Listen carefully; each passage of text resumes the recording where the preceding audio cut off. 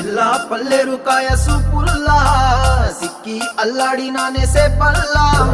పసిడి పచ్చాని అరసే తుల్లా ధర పోస్తా ప్రాణాలు తానే అడగాల